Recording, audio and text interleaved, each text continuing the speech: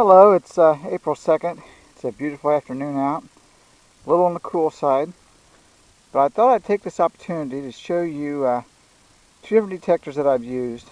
And I'm currently using this right here. This is the Ace 350, and the other one here is an old White's 3900D that I've had a long time. It's the Pro Series, and I wanted to show you the difference on how they pick up the same objects. Some are, they pick up in similar ways, but there's still differences between them. And I want to show you some basic differences that I think you will find interesting. Our test plot is basically about 4 inches down, which is a good standard depth. I know I could use 6 or 8 or something else, but I decided to use 4 simply so I don't tear my yard up. And it's I got a nice little plug here dug out. So what I'm going to do is I'm going to put an object in, show you the object, and then run each detector over that particular object and see how they interact. And we'll do that with a variety of things, and I'll show you those as we go along. Okay, the first thing we're going to test on is a steel bottle cap. Looks like from a beer bottle that I found somewhere. I don't know how well you can see it, but it's got a little bat on the top of it. So we're going to stick it in the ground and see what each detector does. Okay, the first detector we have here is the Garrett Ace 350, and here's what it sounds like.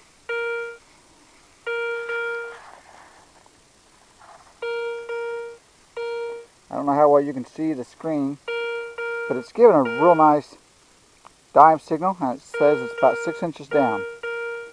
And it doesn't matter how I turn it, it gives me the same signal.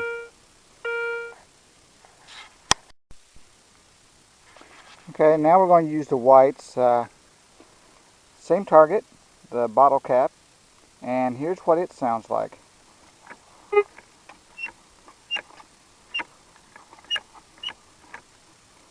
You'll notice that it hardly picks it up at all. And we have our settings here on the discrimination mode.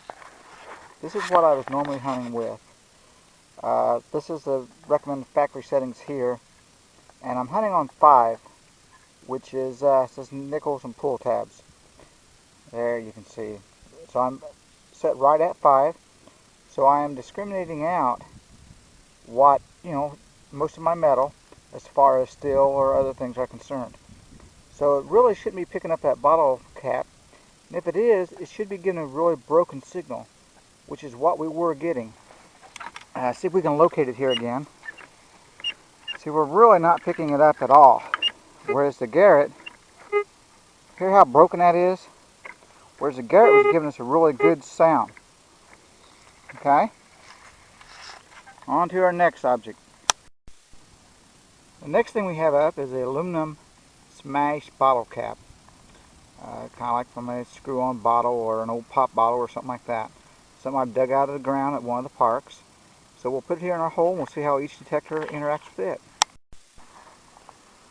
Okay, here we go with the Garrett over the aluminum bottle cap.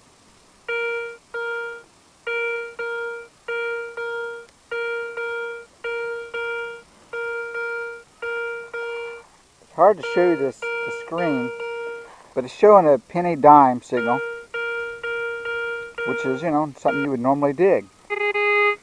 Okay, so now we're switching here to the Whites, and let's see what it gives. Again, hear that? Hear how that's broken? Indicating junk because of our setting. So we are going to, if I lowered that, we'd get a stronger signal, but that junk sound is exactly what we want. And on the Garrett, I should mention that it is set in coin mode.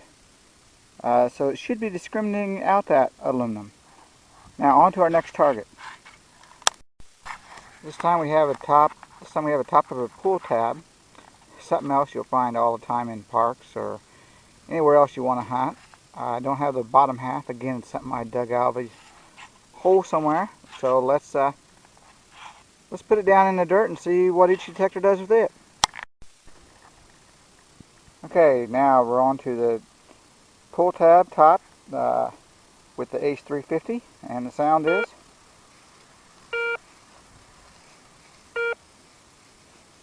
See, we're not getting that coin reading, and our screen does show pull tab, which is exactly what it should be showing for us. Now we're going to pick up the whites, and again, any sound we got there was very little, and it was broken.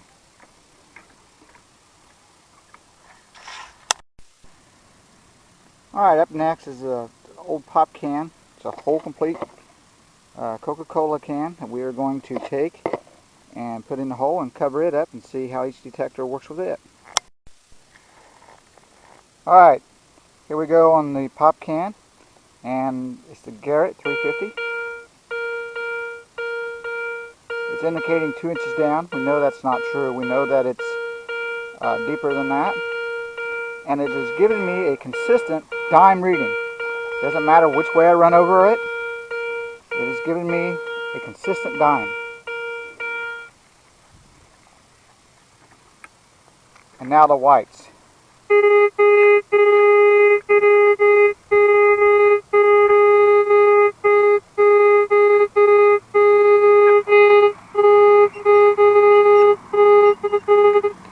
I know you can't really see my meter here, but it was giving me a really about a 60 reading on a scale of 0 to 100.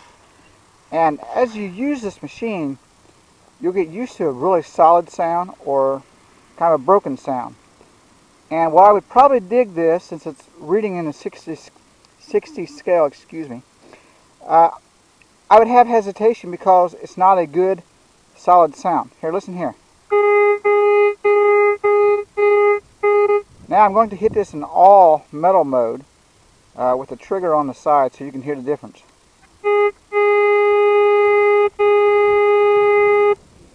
Now back to the discriminatory mode. Okay, I hope you can hear that broken sound because there is a difference, and as you use the machine you can clearly hear and tell the difference. Okay, our next object here is a steel lid from the end of a can. It's from like a biscuit can or something like that, so you can hear the difference. And into our test hole it goes, into the same pot of dirt over it, and our Ace 350.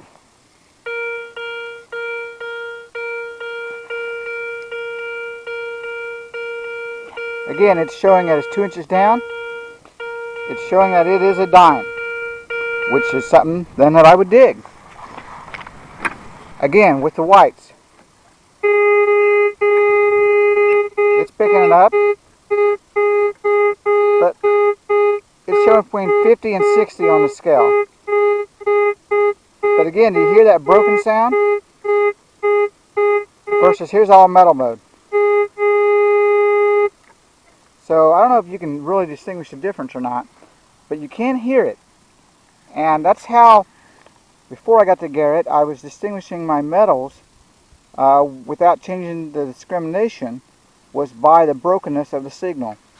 Okay, let's move on to something else.